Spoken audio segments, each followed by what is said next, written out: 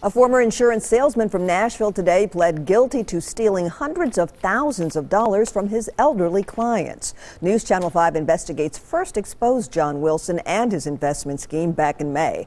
Back then, he denied doing anything wrong. Today, consumer investigator Jennifer Krause was in federal court as Wilson changed his plea. As John Wilson arrived for court, instead of answering questions, why did you take all the money from all those elderly people? No comment. Thank you. Have a blessed day. He seemed to hum. Are you sorry?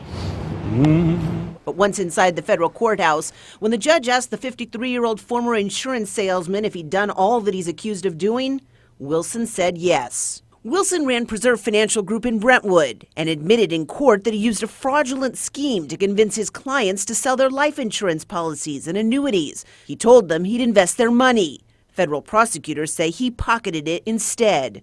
In all, nearly $750,000. I mean, I'm going to die probably before he gets out of jail or out of prison, and my husband will also, and we don't have any insurance for burial because of him. Earlier this year, Donna Seward told News Channel 5 Investigates how she'd lost nearly everything she had because she trusted Wilson. We're paying a dear price for it. Seward drove more than 2 hours from her home in East Tennessee so she could hear Wilson finally admit to what he'd done.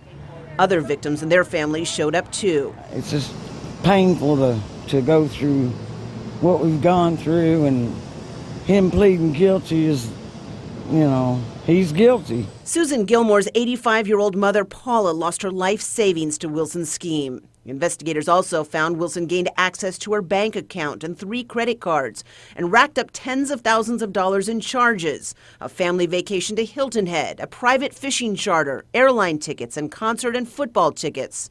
There was even an $1,100 charge to MTSU, where Wilson's son was a student.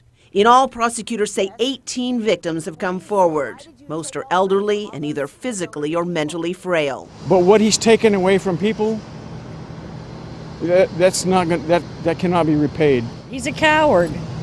He's a coward. And I don't believe he really believes he's guilty. His victims' families say they want justice, and an apology would be nice too.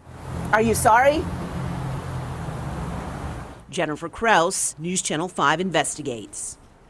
Wilson is charged with 2 counts of wire fraud. He's set to be sentenced in November, faces up to 40 years in prison, but under his plea deal, he'll probably get between 4 to 5 years. He'll also likely be ordered to pay hundreds of thousands of dollars in fines and restitution.